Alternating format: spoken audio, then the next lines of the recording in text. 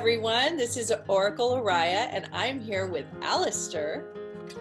I'm from the US, he's from the UK, and this is Cosmic Coffee. We're bringing you a brewing hot pot today, and we're going to be talking about psychic and spiritual warfare.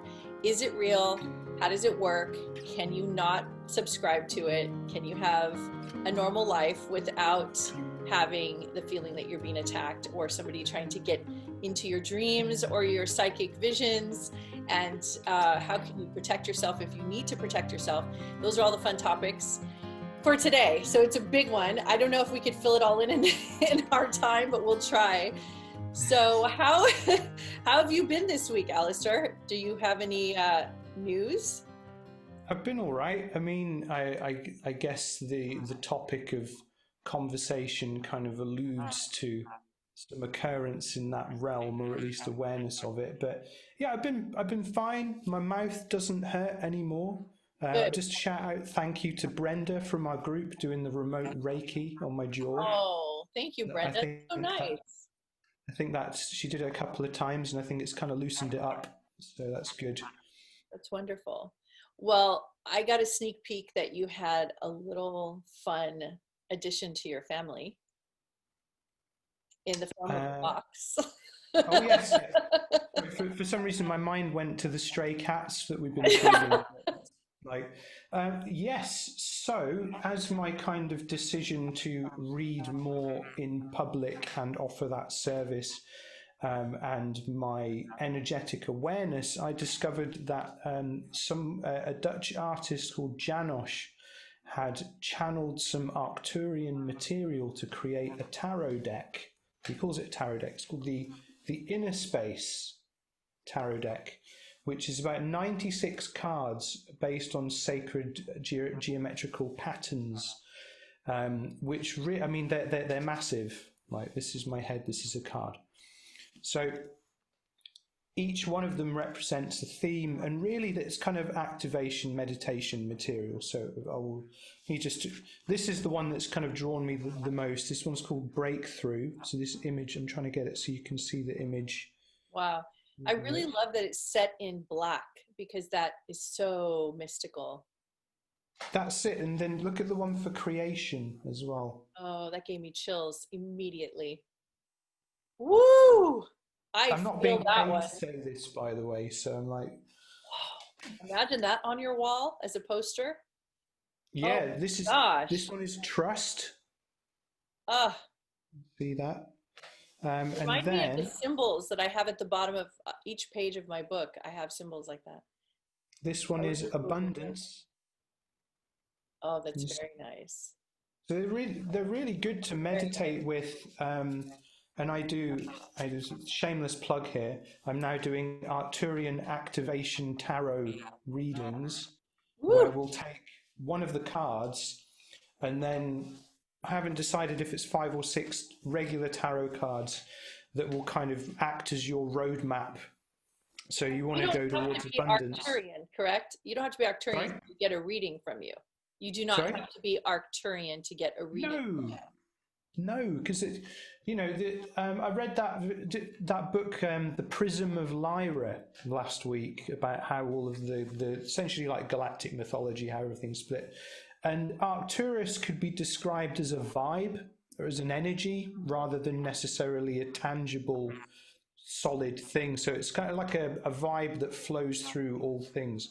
So anyone can benefit from Arcturian ideas and Arcturian principles and philosophy and just a way of being. So that's just where I'm working from these days, because it makes sense to me.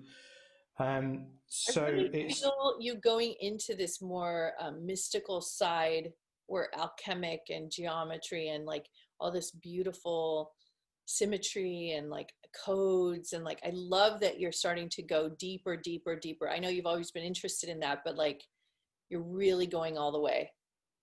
It feels like suddenly you have a bump on the head, and then you remember how to do some really technical stuff that you've never done before in your life. So I'm just running with it, because it's the year of change and clarity. And if this is the gift that I have been given, then why not use it and share it and try and understand more and help people live deeper and more consciously. You know what we should do in every show, we never do, is we should announce every week who are the new guides or elements that we're working with. Yeah. Yeah, we should do that every week, because we have elements and guides we work with all the time. So why don't you share with everybody who are you working with right now? Well, for me, we mentioned it briefly last week, but I'm working quite deeply with the templates of Merlin and Odin, and of course the Arcturian templates and the Orion templates and the Syrian templates.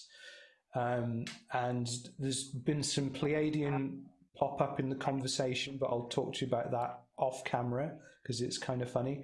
But yeah, kind of, so sort of from a galactic sense, Arcturian, Syrian, Orion. And then from a consciousness sense, we're kind of dealing with the Merlin consciousness, and then the Odin representation of that, which is that more kind of power magic, you know, and really like using that to create a structure in the energetics around me that's kind of acting as a shield.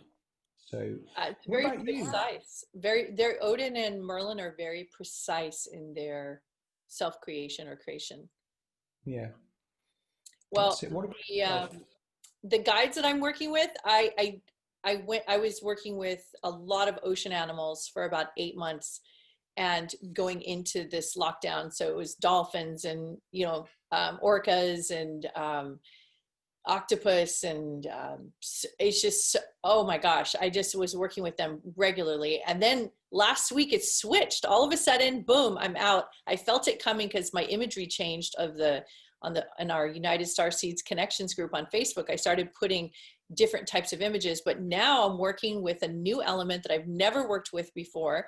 I feel like it found me, and I'm learning so much about it. It is the rainbow prism energy, the rainbow element. So all colors.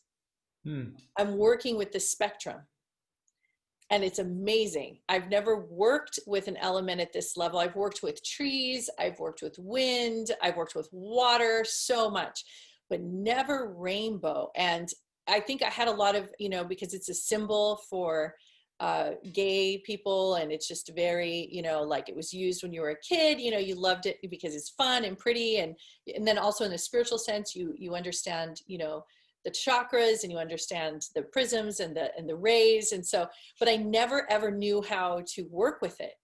And so I have been living in this, it's a multi-level color spectrum. So it's all together at once. I'm not just like with the red or the yellow or the green. It's just like a package deal. I'm seeing the full spectrum. So I'm working with that in all aspects. It's coming through. It's really fascinating. So I'm using a lot more color. I have my contacts on, working with like as many colors as I can. That's really cool. Yeah. There has been a lot of the conversation about prisms actually recently. I connected with a very good tarot reader. Her name is Rebecca Magic. She's not in our group, but I came across her through, I think it was the Syrian group, and she works a lot with Jewish mysticism, which is fascinating because I never really knew anything about it. But our conversation started based on trying to see the prism and see the light that before it hits the prism, as well as the reflection and all that. I forgot to mention the trees as well. Actually, we've been working a lot with the trees. We have a park near us in London. We've got 3 parks, but one of them has got very good old trees. And I tend to find now I'll go maybe 2-3 times a week and sit under them barefoot with my feet on the roots to quite large trees as well, and just sit and kind of recharge. I was literally just there about an hour and a half ago. So that's so, and they speak to you for sure. I don't know if you're aware of this, but in our northern part of our country, northwest, this last week. I have I haven't been in mourning, but I have been in deep reverence for the choices that our great redwood trees made to decide to finally, a majority of them burned in our great redwood forest. So these trees date back to the Roman Empire. And I have grown up going to see them and being amongst them and bringing my children. So I'm not mourning because they're conscious beings and they chose, I believe, to exit out right now to make way for new growth. So, you know, I just have to, when, you know, some people say that this is not real lightning, you know, there's people who say that this was fires that have been started from the sky with drones and it's artificial, but, you know, you can't really, I mean, can you fake lightning? I don't know. I guess you could fake lightning by creating a lightning effect, like in certain atmospheres, and then there's a lightning strike, and then, but I don't know how much that conspiracy is real. All I know is that lightning struck, caused a fire, redwoods are burned. I said goodbye. That's what happened. So Yeah. I think like the thing that's important is that it happened rather than how yeah, it happened, because you can debate endlessly over what endless. caused what and did this, and then we end up missing the actual message that's encoded into the event of the Right. sacrifice and the reverence, and you Well, know. you know, in this work that we've been doing, you know, and I always talk about it, and for people who are just meeting us for the first time, I have been a shaman for 10 years actively, and Alastair grew up in the Baha'i religion, which is tremendous because I guess their entire formula, their foundation is built on understanding oneness. So he Yeah. literally has come to the planet with this understanding and kept it going and grew up in it. So he had kind of a benefit, a jump start on most of us who did not grow up with that. And we grew up with in duality and right and wrong and good versus evil. So that's why we teamed up, and it's been very, very interesting going through this process. And so, Alastair, I know that recently that you have been really blowing open your psychic realms and understanding yourself as a psychic being more and more, tuning in, feeling people, sending messages and pings, receiving pings. And what has been your experience? What are you feeling and going through?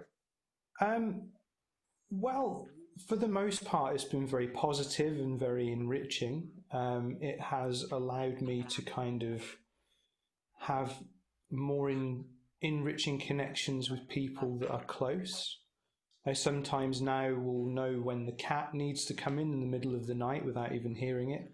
Right. Um, and there's a level of communication between me and my partner that is just ridiculous. We just kind of know stuff, you know, little like kind of impulses. And then, you know, I've been doing a lot of the Steve Nobel transmissions, so kind of like working with magician archetypes, different templates and this kind of stuff. And I've started to have like visions in the meditative state as well. Um, I've started to have more conscious dreams, so it's less like watching a movie and it's more like just an extent. Like the day and the night are two different worlds that we inhabit. And then also, you know, you send up this signal flare in this realm of wonder, and you know you don't necessarily know what's going to show up around the campfire. So there's been an element of you know this kind of um, sense of like psychic parasitic psychic energy, Mm, you know, or some things that feed, things that want to hook into your reflection of the light, things that want to um, ride on your train when you know they haven't bought a ticket or you haven't given them a pass. They just show up. right.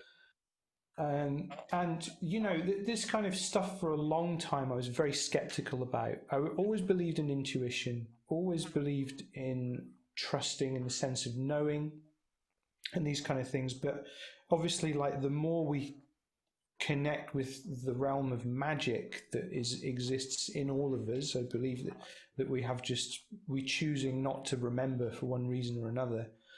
Everyone has this capabilities. we go into that realm, and it's kind of like there are some rules that we have to learn. There are some framework to that we have to understand, and we need to be aware, really. And, you know, we had a bit of pre-show chat about this, didn't we? About this kind of, you know, you kind of come online and then you have to cross the chasm of psychic and spiritual warfare, and the learning, you know, the power of intention and how this can connect with other people and their lives and influence that, and, you know, this kind of thing of what dimension does that exist in, what state of awareness is that, and how maybe some people can get hooked into that, or how we can avoid it. And for me, this is why I say I'm working with the kind of the Odin energy, is when I had this sense of my dream state being invaded. It wasn't a kind of a case of like my dreaming about people like, oh, this is nice, this is cool, I'll message them when I wake up in the morning and be like, hey, how's it going? You know, not like, I dreamt of you, this is, you know, and it's kind of creepy.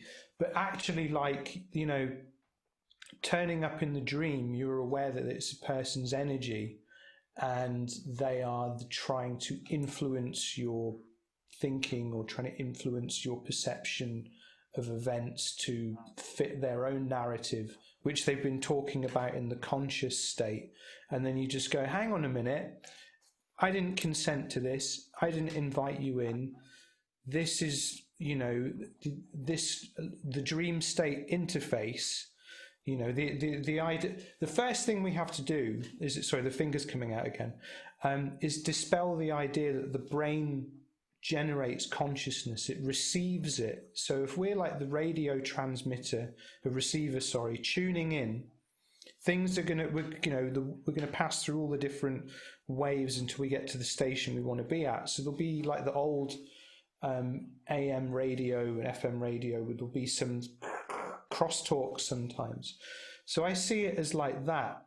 And having this experience, my partner had it as well, of someone showing up in the dream state who'd been a little problematic in the conscious world, and trying to really like press their own agenda, so to speak. I hate to use that word, their own stance.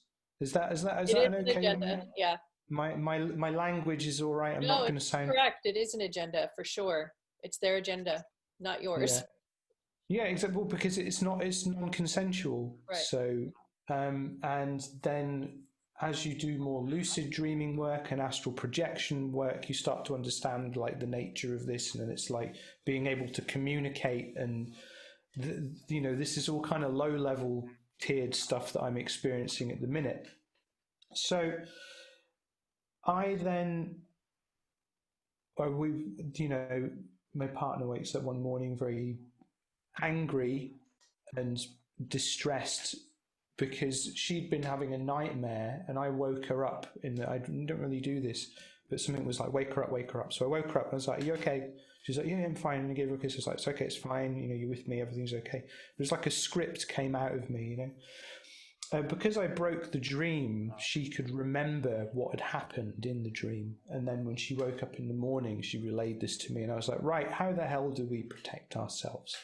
So this is where connecting with the Odin archetype has come from, because I was getting this strong vision of Odin in all of his forms, right from the Marvel movie to the storybooks and whatnot, these different images of Odin that I'd seen over the years, holding up these mirrors, you know, and each time I would see him in my mind's eye, the mirrors would get bigger and as if like higher definition each time.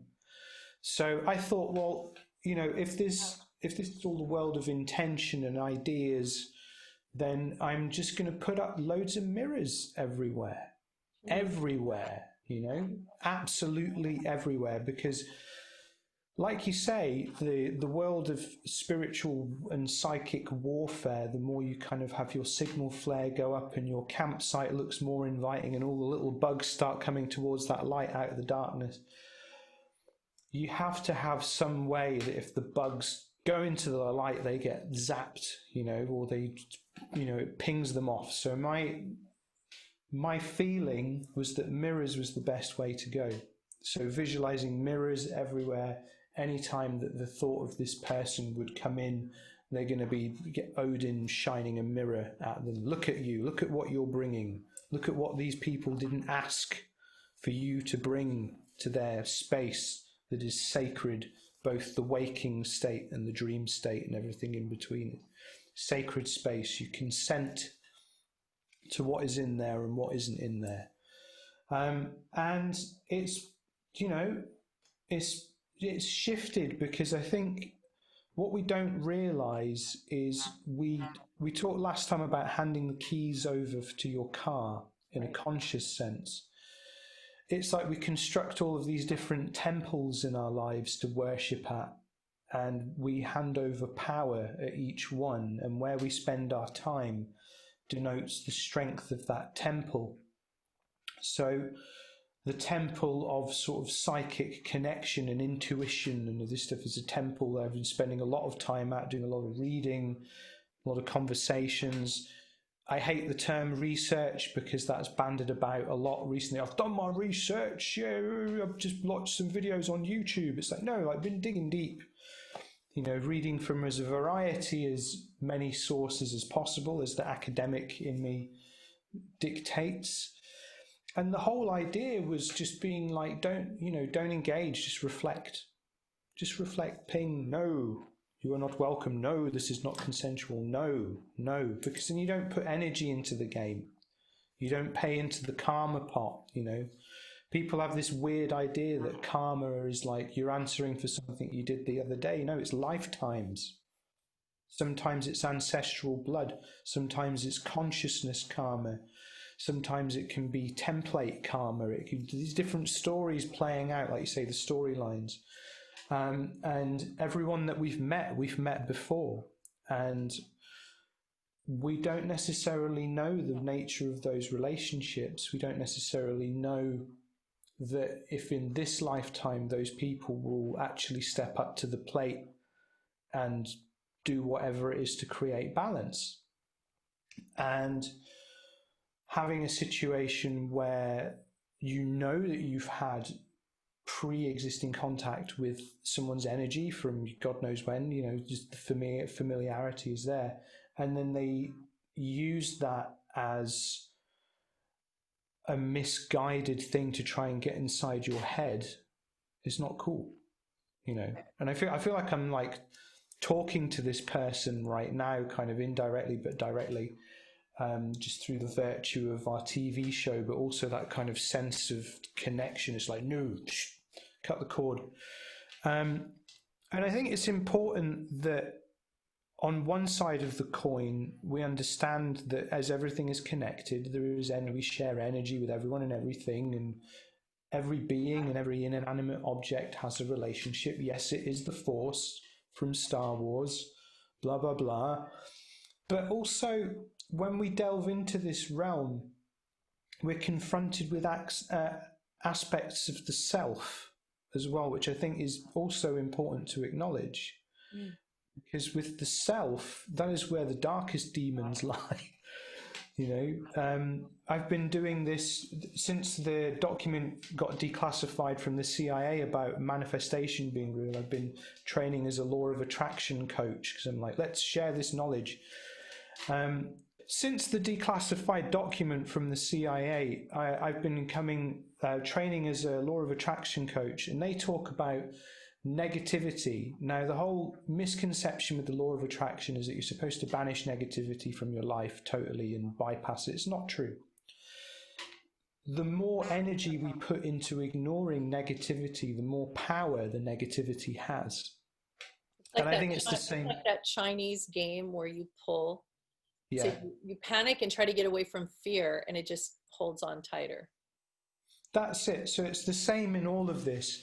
We go through the process of acknowledgement. We look at the shape of something. So we look at the shape of the negative inner aspect, or we look at the shape of the unwelcome connection with someone or something. This could just be an unwelcome connection to an experience that still manifests in your life. You spend a lot of energy putting it outside of your head, Right. which then it's like you're building this dam behind this river that's And then still you got to coming. keep that dam up. Yeah, that's it. Turn it into a power source until the river runs dry. But until you get to that point, it's very exhausting. I like what you So, just said when you said turn it into a power source. And that's where I was hoping you were going to go with it, because ultimately, when we get the idea that we created these scenarios, we co-created it to help us see ourselves better so we can have bigger vision, wider vision, more expansive view. yeah. This is where we get our power. Yeah, exactly. Because, going back to that book, The Journey of the Souls and The Destiny of the Souls, the two, I kind of see them as one book in my mind now, really. The idea that before incarnation, we're shown our lives and we're given a choice of our life path, maybe some deviations, but the lessons that we need to learn. We choose our bodies based on the requirements of that life. All of this stuff we've already picked. So, why are we acting like victims of circumstances that we've chosen? Because we're then giving them more power, and then we're not learning the lessons, we're not alchemizing stuff there. People really don't realize that they create these scenarios. And a lot of times it's because, many times, like what you're talking about, you forget from another time and space, another dimension, another lifetime, you had created this scenario and you forgot that you created it. So when it now is in front of you, you're dealing with it real time. You don't know that you had something to do with this. So it's easy to get spooked and scared and immediately get, I like what you're saying, the mirror concept. I think that's so important, because the mirrors are kind of neutral. You just are Yeah. reflecting. There's no judgment. You're just saying, I'm not interested. And at the same time, you're wanting to stay out of the realm of being seen psychically. Like, being that I work in the psychic realms all the time, um, there is such a thing as, like, you can block people from Mm. seeing you. Like, you can cloak yourself internally. You can Well, you cloak could. yourself. I would like to learn that technique. Yeah. How I did it, it's like those animals that camouflage themselves in the wild and they turn white with the snow. That's what I did. I just literally became so bright white light, like, just so, like, you don't know what you're looking at. It's just, Mm. you tune into me and you can't find the us humans, we all have the same kind of energetic imprints. We have the same markings, and we can find each other in the psychic realms. We can tune in and feel each other's energy. Everybody, all your friends, everyone has different energy frequencies, energy imprints, like Mm. fingerprints, and they're just all unique based on us. So if I tune into certain guides or celebrities or friends or people that are well known or powerful leaders, or I can feel different energetic imprints. And the thing is, it's based on the vibration. So you have the lower vibration and then it goes up. So the lower vibration all has the same feeling. So for me personally, it feels like kind of, I'm going to sound graphic, but this is how it sounds or feels to me. It feels like burnt, dead flesh. That's what low vibration conversations or energetics Oof. feel like to me. I feel nauseous and I feel like a black, soupy, like tar in my body. And that's how I know Mm. that person is dealing with a lot of their inner demons. So that person is dealing with a lot of that kind of tar, like nauseating, you know, toxic stuff that needs to come out. I've had many psychedelic experiences and plant medicine journeys that I've had to remove those big black, like globular, almost like toxic, energetic waste out of my entire system. I had to remove it.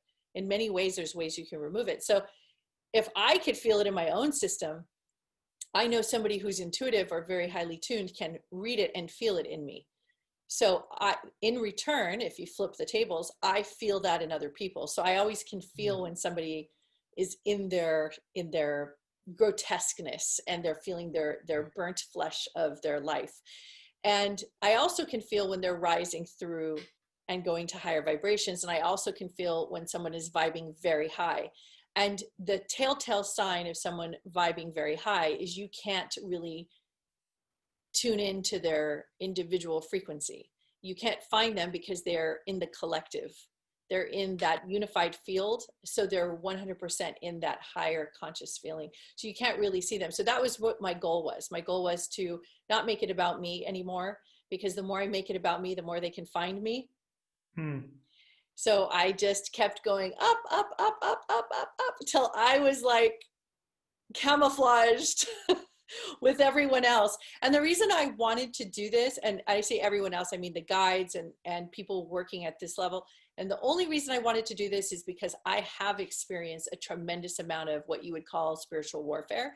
Because as soon as you stick your neck out, as soon as you start speaking, as soon as you start being in your empowerment, people see you as a target. And also people who want what you have will want to lock in so that they can feed off of your energy. You know, and you know, it brings up a lot of stuff for people. You know, when you're in your truth and you're being outspoken about it, you know, it could trigger a reflection, self-reflection with people, so they start to feel big feelings, you know. So I've been through a lot in these 10 years, especially where I've lived a conscious life. I have very much experienced a lot of people. I'm going to use layman's terms. People have tried to take me out, take me down. They've tried to stop me. They've tried to ruin my relationships. They've tried to have me like second guess who I am as a person. They tried to manipulate. And each one of these people had very difficult pasts. They've had heavy trauma. They've been through a lot, and they don't understand how to see me. They just weren't sure how to see me. And I wasn't strong enough in my own being. So I wasn't able to create this kind of formula where they could not just see me, the individual, but they're seeing a collective consciousness. So it took me a while to learn how to be one with the planet, one with collective consciousness, so that when they see me, they're seeing themselves, and they're also seeing the unified field. But that has taken me actually, I'm going to tell you, it's not that it took years because it was hard. It took me years to understand the spiritual warfare part. That's what I couldn't understand. I was just trying to figure out why I was being attacked, or why was I co-creating this, or why is this person in my life, or why am I having difficulties with this being and I can't seem to move forward. It was really about personal responsibility for myself. I had to deeply connect to my own power. So that's why going through Merlin and Odin is huge, because they're such they're pathfinders for this kind of magic at this level, like super alchemic. Because when you're afraid, and in any way, even if it's on the 5D or 3D level, you feel nervous or you feel like you're not sure if you're safe, you're still connecting to your 3D body. So you still have an alchemic, emotional, chemical reaction. So you're still dealing, you can never get out of the 3D, no matter how much everybody wants to get out of the 3D. Damn it. But you can't. The upper ranges include 3D, which everyone seems to bloody ignore or forget or choose not to. Don't talk about the human part. Leave that part out of it. Just tell me about my alien species. If they want to ignore it, here's a little hot take from me again. If they want to ignore it, you got to do it all again. Yep. You know? Yep. It's true. We've talked about that at length, I think, in other shows. We've discussed that. But so the answer is spiritual warfare real? It's as real as you want it to be. It's as real as you make it. And there's nothing wrong with going through the experience, because I don't think you can avoid this area. As you're evolving, you always will kind of make a pit stop here, because you surprise yourself in how psychic you are.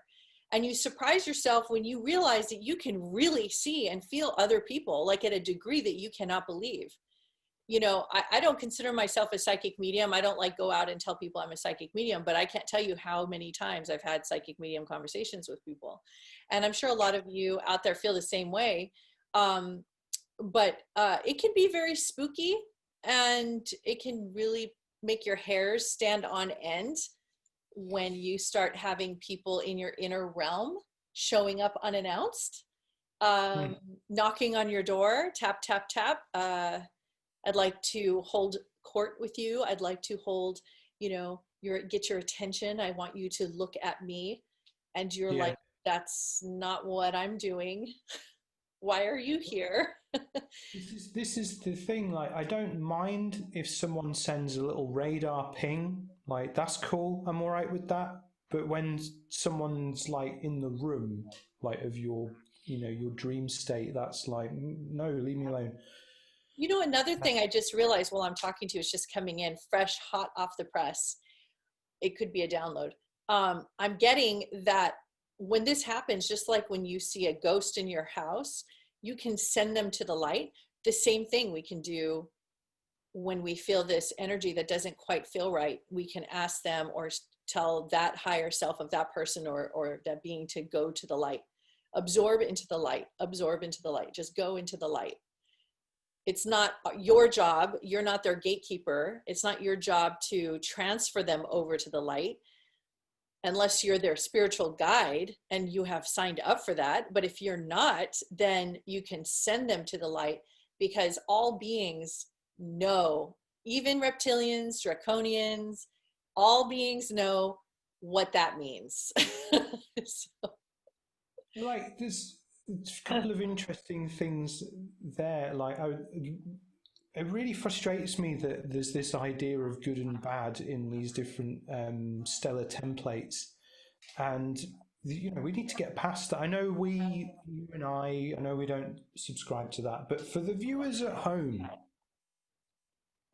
stop putting your faith that there's some big bad ooga booga out there, and stop putting your faith that there's some political idea is going to save you. Really, you need to put your energy into your own workings and do that, and the fine print to what you just said, I'll add the fine print.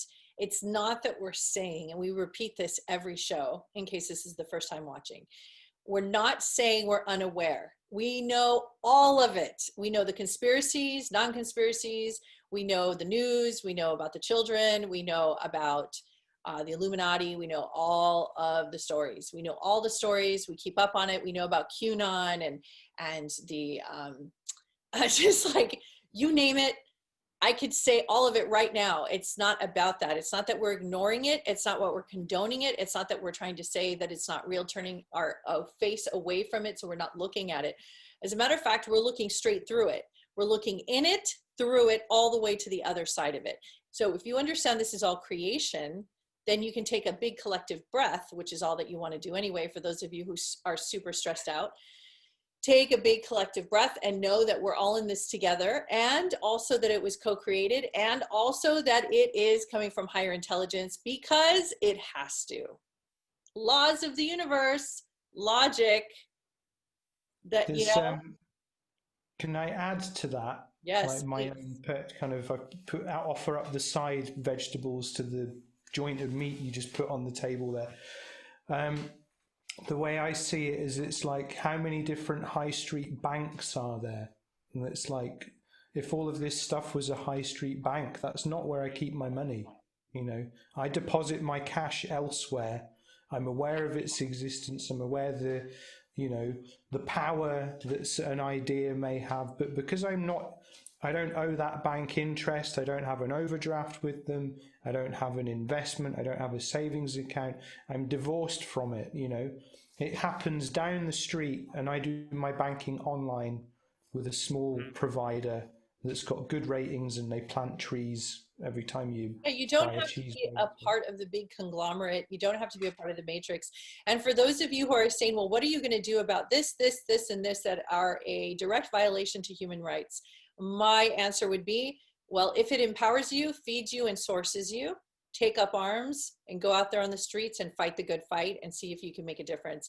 If it saps your energy, it depletes you, and you feel like dying, obviously this is not the angle or the approach to take. So your approach should be more holistic minded and taking care of other people. So what we're doing is we're feeding the base. So we're giving oxygen and water and comfort and blankets and toothpaste and toothbrushes and slippers and getting everybody cozy to realize that not only are you waking up to what's happening, but you can be having fun and be cozy on the ride. You don't want to be miserable for too long because your lifespan will shorten. You won't have longevity. You won't have the energy to go all the way to the distance, you know? You won't be able to make it. So I've got so much I want to this is it. This is it. We've moved on. This is the restaurant we're now dining in. That's fine. I like it. It's fertile. You can't fight fire with fire, which is what a lot of this stuff is. You know, it's like, how dare you? You're not awake. You're a normie. You're a sheeple. You're destroying my narrative. Now I have to go believe in something else like myself. You know, let me tell you a story. In galactic myth, I'm just going there, aren't I? I'm like, yeah, I'm going to keep it. I'm going to play. Do it. Each week. I love galactic myth. Galactic myth of the Orion Wars. Now, that was like the ultimate in light versus dark, good versus bad, yin versus yang, all of that, whatever you want to call it. It went on for such a long time and spanned so many star systems and whatnot, but mainly taking place around the Orion constellation. But so many people had skin in the game, and it wasn't. You know, it was basically, you know, there is a school of thinking that this is all channeled material for Star Wars, which is interesting, but let's not go too far off the edge. You know, so you had this oppressive empire, which is the service to self, and then you had the rebellion to it, the service to others. But the problem was there. The two opposing ideas were both fighting each other with fire. Right. They were creating more strife. And it wasn't until there was someone who came up through the incarnation cycle into awareness that was saying, actually, you know, if we wanted to do this, you know, properly, be of service to others, we need to fight fire with water, and we need to create the middle ground. Right. And we need to have that conversation. And that's, you know, this is all like, you know, the law of one stuff, the raw material, freely available online, if people want to get into that. But this is really at the roots of that there in this, the galactic myth of the Orion conflict. I'm saying the word myth because, you know, you can't prove anything for 100% tangible certainty. But that's where this story comes from. And to continue, the karma from this plays out in the three-dimensional dualistic reality we experience on Earth. And if we talk about the manipulation of energy, to go into the ping back to the start of the show, you know, sort of kind of like, is the psychic field real? Yes. Does stuff happen in it? Definitely. Can it affect your life? Certainly.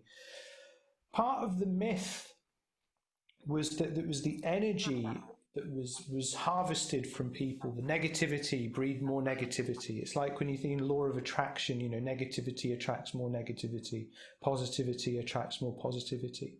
If the karmic cycles are playing out here on Earth in our incarnation cycles, so to speak, it gives you a bit of a left hook right from the side to know that there's actually material that you can lean into that will go, oh, okay, hang on. Maybe if I take my money out of the bank and go and deposit it in another bank that isn't about all of this, then we can start to see a roadmap to some kind of resolution. And then in the Gurdjieff teachings, fourth way stuff, I'm pulling on all my influences here tonight, aren't I? They talk that human beings are producing food for higher dimensional entities, beings, whatever you call it. and it is consciousness that they feed upon. So what we think we become, and we provide the food source. This is a fourth way spirituality. This is one of the beliefs. I'm not talking out of my arse. This is, again, accessible material.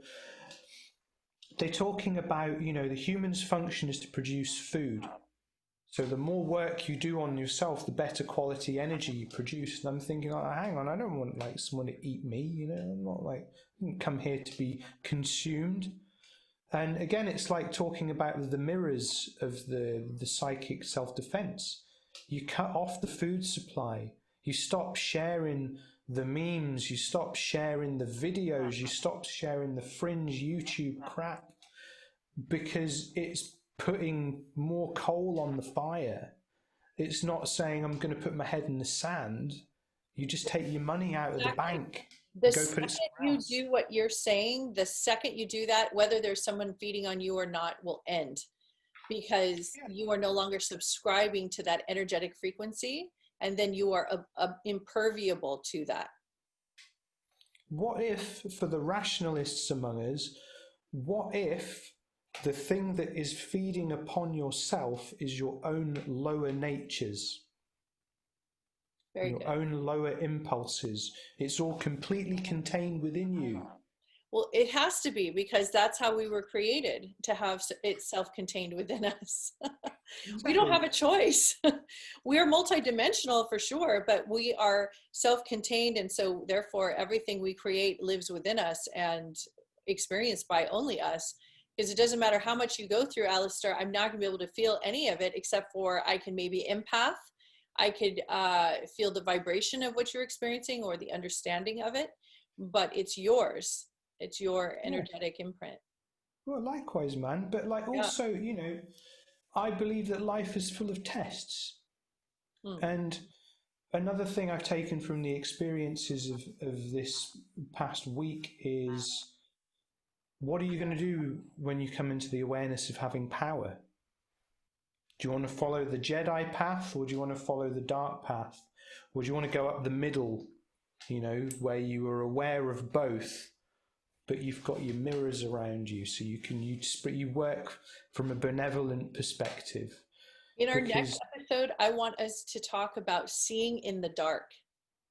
Okay, I'm up for that. I think that would be very, very interesting for people to understand that concept of not being afraid to open your eyes in the darkness and be able to see. I have one of our members, her name is Sarada, and she's from Malaysia, I believe. She is just a beautiful soul, and just been walking the path for a long time, and she is very deeply into Hecate and goddess Hecate. And also Hecate has been called many things, and she has different names from different cultures. But Hecate was a major guide of mine for a very long time when I was actively guiding people through plant medicine journeys. And she is basically the queen of the darkness. And so I had to get very comfortable being in my darkness and other people's darkness. And I really started to understand the world. It's like an underwater world. You're in a different world. And if you're not afraid of it, and you can speak to it, understand it, communicate. And I'm not saying that not all beings in darkness are safe. I mean, I've encountered beings that are terrifying and that could rip and shred you to pieces. But I understand what I'm seeing, and I'm not afraid of it because I understand what I'm doing. So that is a whole nother ballgame. I feel like we could have a small series of shows devoted to this. Truly. Theme. It's a very, very needed and interesting topic. A lot of people are interested in this, and I see it a lot on the Starseed groups. People have questions about it. People also don't understand dreams. That's another thing we can talk about later, because now that you're starting to really go into dream time, I've been studying dream time for a long time to understand how to navigate through my dreams and have more productive dreams. And some dreams I like better than others, and how to not have invaders and people, unwelcome visitors join your dreams. So, and I know in many cultures since the beginning of ancient Egypt, there's been priests and prophets and different seers that have tried to learn how to do lucid dreaming. And I go back and forth with lucid dreaming, because I don't want to be one of those people that if I didn't have a lucid dream that I failed. I Yeah. want to include lucid dreaming, but not feel that I didn't do something right if I fail. It's only because you feel like you have more control when you have a lucid dream. But I also like the element of surprise. So I do like having the guides that are included in the authorship of my dream. They bring in different aspects and elements that I need to see for my growth, my human growth Mm. potential. So it's important for me to stay open. I don't want to control my dreams to that extent. Otherwise, how am I going to grow? So, Yeah. they got to get it in there somewhere. So if they can't do it in, maybe they can't get my attention in this 3D reality, they can do it in my dream time. I think it's very important to have those distinctions. It's something I want to add there, just kind of like coming into my mind as you were talking. We talk about this kind of energetic connections. A psychic attack doesn't always have to be the kraken wakes in your mind and it's all terrible. It's just something that shows up uninvited and depletes your energy. It can be a relative, it can be a friend, it can be True. anything, an aspect of yourself. Because again, like, none of this is possible if you don't become the light before it hits the prism in the first place, in your own energy stream, essentially. If you're focused on the refractions, or if you're defining your being and your existence on a couple of refractions and you're not integrating all the other shit, you don't even get to this stage. Then that's just the truth. Because once you've become the stream, then you realize that's just another refraction of something else, and you keep going up through the grid. Can you share Which with people what you do and when you have had negative psychic experiences physically, like you mentioned that you would go sit under the tree and meditate. Is there other things that you do personally so you can help other people when they go Oh through? yeah, totally. Yeah, what do you do? What's your navigation? We'll say, okay, let's say you wake up from a bad dream where you've had an experience where, say, like, an old abusive partner's shown up or a humiliating situation's shown up and you really feel like crap. Um, First thing to do is meditate in the morning, and look up 12D shielding on YouTube. There's a 12D shield meditation, is very good, where you're cleansing the complete field around you. Saging the sleep space is another good one. That's But then also I use Dead Sea salt scrub in the mm. shower.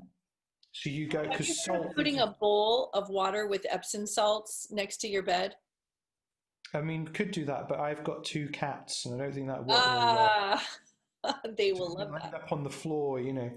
But yeah, in terms of like, oh God, it's like everything we say is like a breadcrumb to 20 other thoughts, isn't I it? know. It's In the practice of pranic healing, they do use the salt water to kind of transmute negative energies, like Reiki and Qigong put together. It's something I can never remember the third thing. So that can work in that you sort of draw the energy to it. But I prefer like direct action. Like, it's when I mention things, like about the Orion Wars, I like to be able to point people to something that they can go and look it up.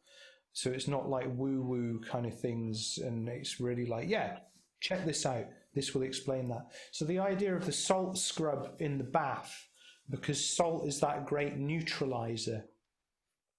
So if anything's kind of become attached to you in the night energetically, you're basically sending it on its way.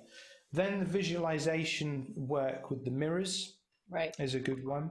I tend to do that while in the shower, because then you're taking in the new information of the water. The water is a cleansing thing. I've got the Scorpio moon, Scorpio ascendant. Half my flipping chart is in Scorpio, so strong water energy is important for me. So that kind of washes everything through. I visualize. I never work with white light either. I always work with colored light, because white light, until you're at a certain point, I know you could work with white light with your eyes closed. Fact is, right now I can't. So I'm coming from that place. So for the newbies, You know, a good way to get started on working with white light in a tangible, technical way is if you go outside at night in the dark skies, and the skies are very, very dark, and you have these bright little pin starlights shining from the sky. And if you tune in and zero into those little pin lights of white surrounded by darkness, it's very comforting, and there's a lot of negative ions in the night sky, and you can breathe in and release a lot of EMTs. Is it EMTs? No, EMFs. And you can like cleanse your palate, but it's focusing on those shiny lights. So what I used to do is meditate into what happens if you go inside that white light. What happens if you keep going, keep going, keep going, keep going? Where does it go? But it's included in the darkness, which I like because it's comforting. The darkness is comforting. It's holding the white. It's holding the light. Do you like expand that out? The Yeah, light from the I star? take it. I take it in like if I'm journeying into that star. So like when obviously I'm Pleiadian, so my favorite star system, I go and I look into the seven sisters, I look into the seven stars, and I just go into each light and I see how far I can go with my consciousness. And it's kind of like just it's a cleansing. It's kind of like jumping into a star.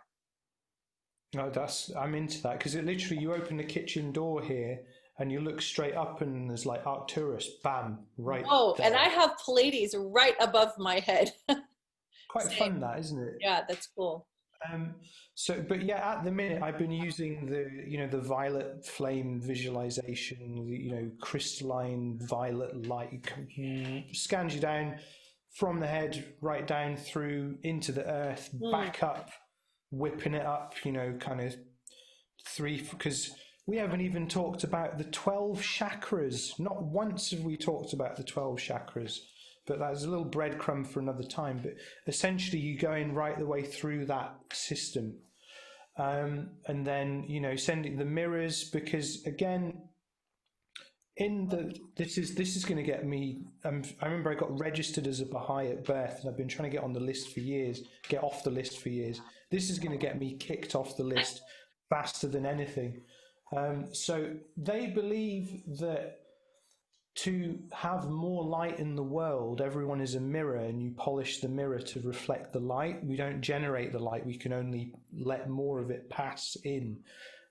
So again, this is why I work with mirrors and visualization, because essentially anything that comes near me will have two options. It will see itself in high definition, and it will want to do one of two things: run away or work on itself. So again, my practice is passive.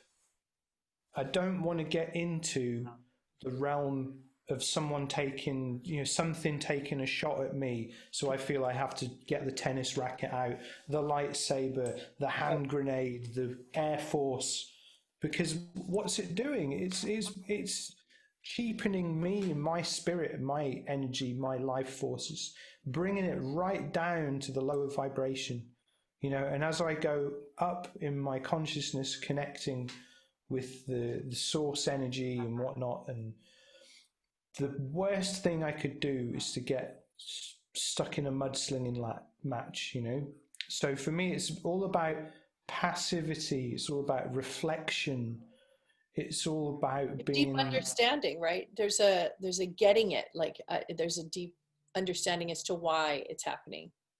Yeah, exactly. Because it's this is why I don't buy into the QAnon stuff. I don't, because there's just a thin veneer of logical questions to it, which is actually minute in comparison to the rest of the crap, because it's so right wing. Someone came out with this thing and they said, actually, this spans the entire of the political spectrum and power structure. I go, yeah, okay, like I could buy into that. The reason I don't is because I believe that there is what we could term darkness in the world, because what would someone do when they are faced with power?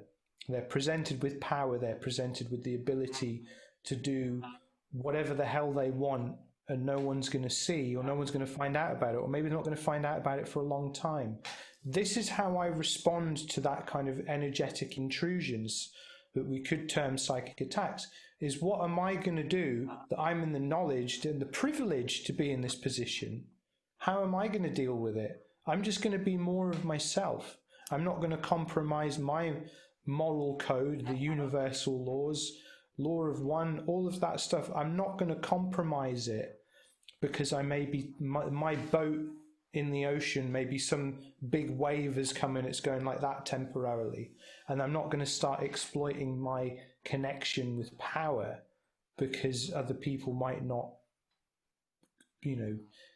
get it. Do you know what I'm like trying to say here? Yeah, I mean, not only have I felt what you're talking about, I started to get to the point where I'm going to be honest with you, like I got so scared. I got so scared of having so many interactions like this that I've had to do so much to keep negative energy away from me that I finally got to this point where I mean, if you get scared enough, let me give you an example. Like if you're fighting for your life in a hospital bed and you had a close brush with death, right? And you're glad to be alive. You made it. You are on the other side. It was a close call, but you're still here. There's this moment where you take this deep breath and you're so grateful that you made it. That's what I ended up jumping over the chasm of spiritual warfare. That's how I got there. It's always gratitude, always will be, never will it be anything else. But I literally got to a point where I was so grateful that I survived spiritual warfare. I actually got to the point when I was a little girl, my dad, we grew up in a Christian cult, and he used to say to me from across the room in his bedroom with my mom, he would yell, I was an only child, and he would say, and I still am, so he would say, okay, so here's our evening prayer. So the prayer would be, we have to circle the house with angels and protection because of spiritual warfare. So I'm like 7 years old and I'm being indoctrinated very strongly. So I was very deeply understanding the world of spirituality, spiritual warfare my whole life. And I never really felt it as strong as I have felt it these last 10 years when I finally started speaking out. This is when I really started to feel it. And for me to jump over this chasm of spiritual warfare and say I kind of moved on from it was when I had to I think I had, just like any war, you have casualties and you're exhausted and you crawl off the battlefield. And that's what happened. I crawled off the battlefield with enough scars and enough hurt, sore pain and hurt heart and broken heart and mangled brain that I finally I collapsed outside of this realm. And I said, thank God I've made it. Thank God I'm on the other side. And I really what I had to do is encapsulate and kind of close the capsule on spiritual warfare altogether. I had to remove it from my repertoire and I had to be in gratitude for it. So in other words, I couldn't act like it didn't exist, as I absolutely experienced it. There's no doubt about that. So I had to just give thanks for the experience, the opportunity that I got to experience it, and also the fact that I survived it and I moved on from it. That whole cycle was a huge, huge, massive leap of consciousness for me. And that's where I think I have gone into that new realm where I can speak from this place because of the gratitude. I'm in such active gratitude that I am not being taken apart at the seams by spiritual warfare. I'm in so much gratitude. Like that kid who doesn't want to get hit or burned, or you're just like, thank you, thank you, thank you. Okay, yes, I'm good now. I'm not doing anything. And that's because I'm not subscribing anymore to it. And so therefore I don't get burned. I don't get singed. I don't get hurt. And that's why we help each other, and that's why I'm very glad to be helping you, working with you in whatever capacity in this area, just because I'm just a little bit down the road, just a couple trees down the road. Yeah. I went through enough snake pits and crocodile pits, and I've experienced the pain and suffering of, and to be clear, for people who want to know what spiritual warfare is, it can really run the gamut. So it's not just in the psychic realms. It could look as though there's a real life 3D human being that you meet or talk to. Or even it can be an institution. It could be that you're fighting the court systems or the laws or whatever. But let's say it's an individual. So the individual tends to not leave you alone and tends to go into your inner workings of your soul and knows all the buttons to press, and they know all the levers to pull, and they do. And obviously it's a soulmate, because who else would know? So then there's a recognition. So then you're okay with that recognition and you're okay with reconnecting, everything's fine. But then there comes a point when you're finished, the completion of the karma is done and you're ready to move on, and you can't, because that person is not ready and they're not cleared yet, and they don't know exactly why they even came to you in the first place 100%. They're not clear. So they kind of glue onto you and they stick to you. You can't take them off. And you love them for just guiding you to this spot. Like, you're so grateful and you get it, but you don't need any more information and you're good. And you want to thank them for their services. Thank you for showing me. Thank you for being a soulmate and waking me up. Thank you for all of it. But they're not getting that this is a holistic experience. This is not a domination power struggle experience. So this is where I had to like grow big lungs and learn how to deep breathe underwater. And I've had to learn really, really powerful stances in myself and learn how to look at people in the eyes and in the face and say, thank you for your service. Thank you for helping me. I really appreciate the time and energy you took. I'm complete. Like, I've had to learn how to say that in big ways, and it's not always easy. It doesn't always work. And these are just the ones that are personal for me. I'm not talking about like clients that don't like, they still want to work with me and I'm not wanting to work. It has nothing to do with that. I'm talking about personal. It's intimately personal. It's like a personal quest you're on. And at the end of the day, I look back and I always see that I've grown tremendously from each and every experience. Am I going to say that I feel singed? Yes, I always have that little burn, you know, the little hairs that burn off your arm. I do feel that little flash fire. I do feel the singe of another soul that came a little too close into my inner sphere, or got a little more ingrained and embedded into my dynamic that I really, really wanted them to. But, you know, I said yes. That's the part that I have to always remember, is there was a yes to something. So what was the yes to? And wherever it was a yes, it was something I needed in that information. There was something there, even in innocence, where you don't know why you're doing it. There's a yes because you need something that that soul is providing, whether it even has nothing to do at the end of the day with that person. It's about your own growth in some area, but it's the fact they're catalyzing and they're coming and bringing that information. And that's where it gets sticky, because there's a lot of alchemy involved and sparking. They spark you, you spark them, and then all of a sudden you think something's going on. It's just, it's misinterpretation of the facts. That's all it is. It's not a full, clear understanding of the lines of communication between the two. And that's why at the end of the day, at the end of this video, what I would like everybody to understand, and I'm sure Alastair feels the same, is that learning what spiritual warfare is actually learning how to communicate properly. If you want to come down to it, it really comes down to communication, whether it be psychic communication, verbal communication. It's how you present yourself to the world. It's how you're presenting yourself, to others, across the board, in the dream state, in the psychic realm, in the 3D. It's how you communicate to others about where you're at. And if you approach somebody with, oh, I can't, I got boundaries, no. Okay, if you start doing that, then of course, what do? We're animalistic, you know? What do? They sniff around. What are you doing? Why is there so many walls? I'm in a fragile state. Oh, great. If you say you're in a fragile state, get ready, because you're going to attract all the people that like to hang out with people who are fragile to see what they can do, how they can attracts the little bugs like you were talking about. Yeah. They come crawling in. You say fragile, that sends a code signal. If you tell the world and the universe that you're fragile, get ready. That vibration holds a frequency, and you are sending it out like insects. You are literally pinging all the souls in your life that like to feed on vulnerability in a negative sense. not vulnerability in a beautiful sense, but in the sense that they want to extrapolate, or they want to expose you. Now, they're all for your highest benefit. At the end of the day, it's all for your highest benefit.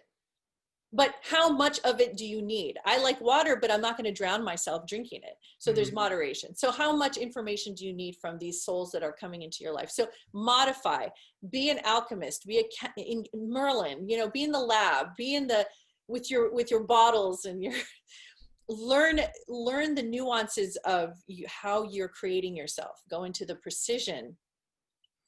That's it, you know, Yeah. and ultimately, you know, at the end of it, presents the way out of it is you recognize that it's also an opportunity for transcendence as well. Absolutely. And then another, you know, like we all did the Ho'oponopono a few weeks ago with the Lionsgate. This is why all of that is happening, because Do you know it's you why opening that yourself. worked? Do you want to know why that worked? And it's going to be a surprise to you, because I think you know why it worked, but I'm going to tell you why it really worked for the group that you. I mean, at this point, what are we on, like show 12 or something? I know that when you say that, I'm just going to keep my mouth shut.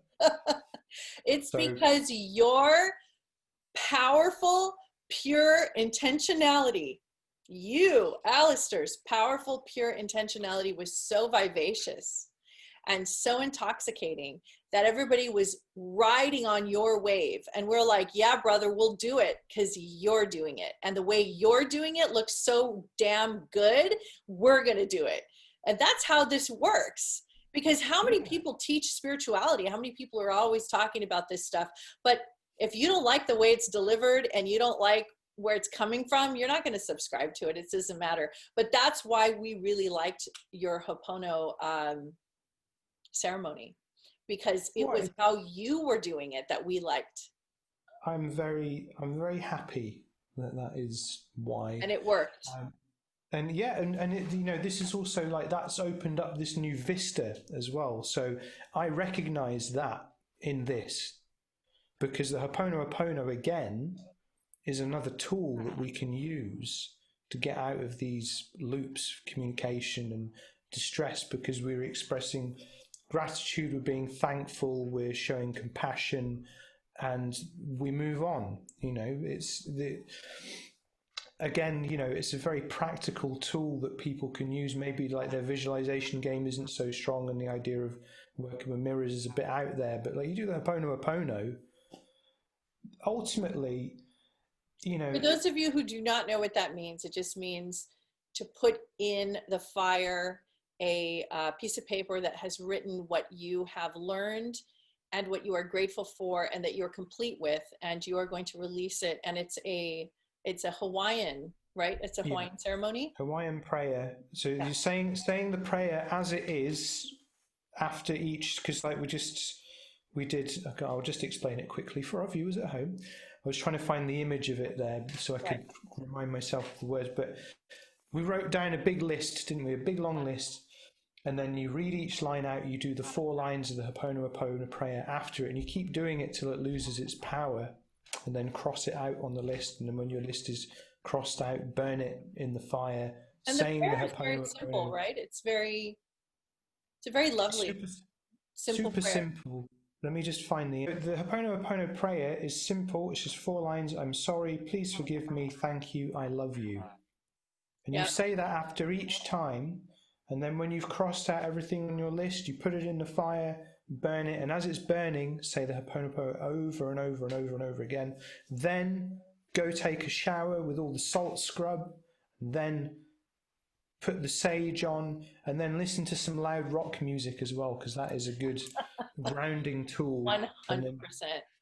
Dress in the color red, as that grounds you as well. But, you know, practical tools that people can use. People ask me, what do I do to recenter? At this stage of the game, because I've tried everything and done everything, what I do is VR. That's what I do. I go on Google Tilt Brush and I paint and I use the rainbow colors and I get really into it and I watch games and I do different things and I have 360 experiences, and that's, I wish everybody can get it, but it is kind of expensive.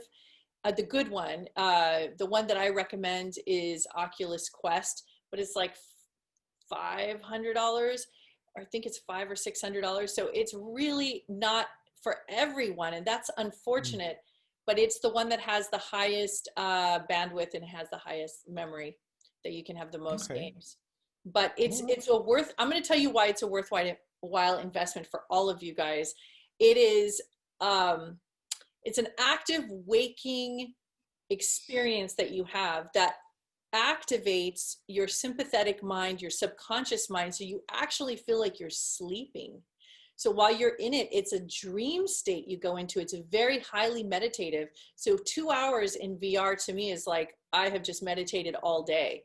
And you're in experiences. So those of you, of course, during lockdown, you're stuck, but you can travel in VR. You can go all over the world. You could jump out of a plane. You can swim with whales. You're surrounded by it. So your mind calms down from seeing the repetitive nature of reality in your 3D life. Your brain relaxes as it gets to see all these different things. So that's why it's so healing. Also, there's so many artistic things you can do and creative things.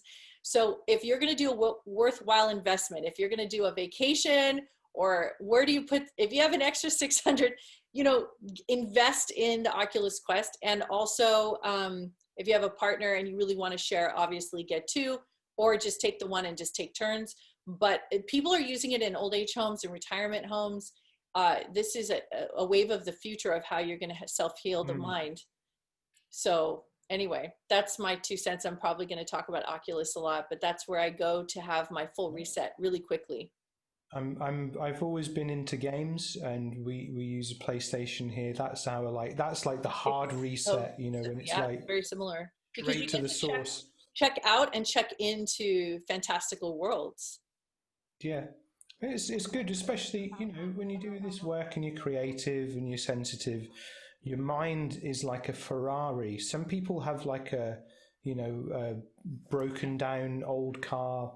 Some people have a nice, reliable car. Some people have a Ferrari. We have like Ferrari minds, which go very fast and very far, but they need so much maintenance.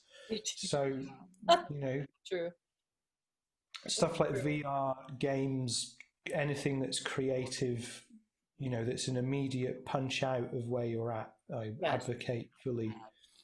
Well, I want to thank you, Alastair, so much for sharing such beautiful wisdom today. It was so wonderful. This was a deeper topic, and I think some of our shows can go even deeper and deeper, because us, there's no limit on how deep we'll go.